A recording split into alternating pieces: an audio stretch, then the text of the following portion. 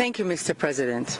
Israel is at war with a terrorist organization that perpetrated one of the most heinous and deadly terrorist attacks of modern times.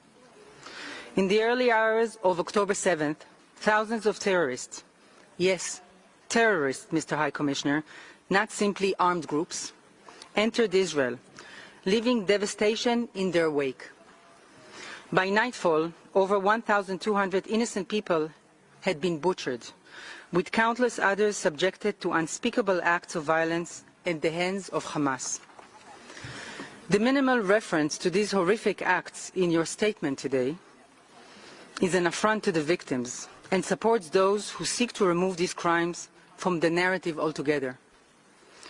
Israel is fighting in a battlefield that Hamás has created in Gaza, one in which terrorists hide behind and within the civilian population, one that the UN has witnessed being built around and below them for years and chose to ignore, one in which 500 kilometers of terror tunnels snake beneath civilian infrastructure, homes, school and UN headquarters, where thousands of rockets are launched indiscriminately at our cities and where innocent civilians are intentionally placed in harm's way. The use of Palestinian civilians as human shields by Hamás in Gaza is well known and yet constantly ignored by the High Commissioner and this Council.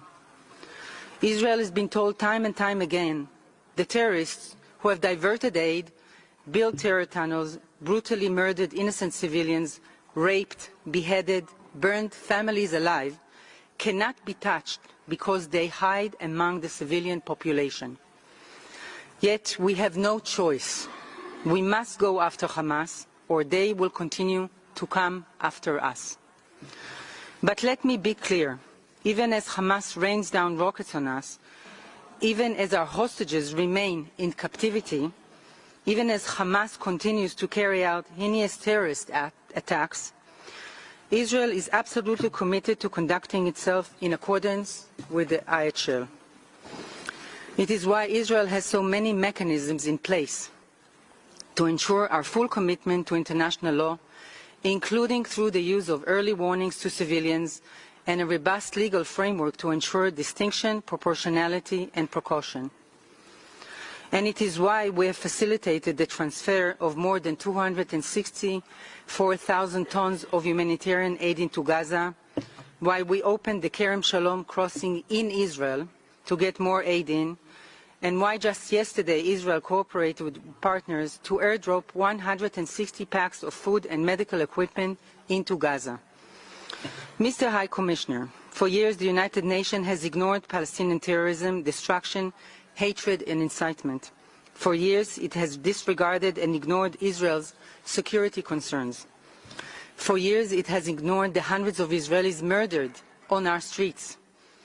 Neither in your report or statement today did you mention the Israelis killed by terrorists before and after October 7th. Do they not matter?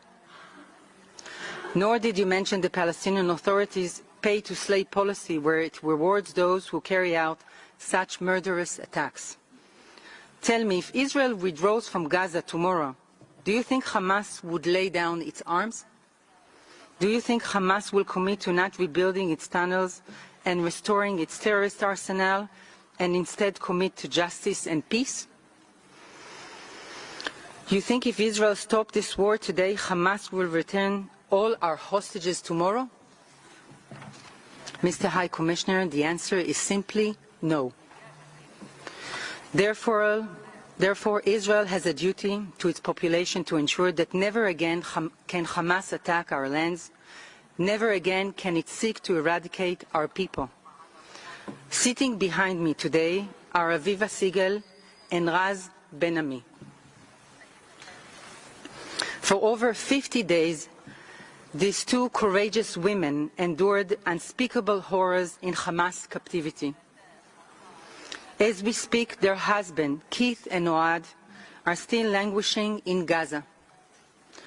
These halls should have been a symbol of hope for Aviva and Raz and all the hostages, that the world would act for their human rights and their release. Yet unfortunately they have become a mere footnote in the discourse of this Council, as reflected in the statement just made by the High Commissioner. For Israel, as long as even a single person remains ensnared in the clutches of terror, we will not rest. So you can continue to speak in this echo chamber where the human rights of Israelis and Jews mean nothing. Meanwhile, we will continue to do all we can to bring our people home. Thank you. I thank Your Excellency for your declaration.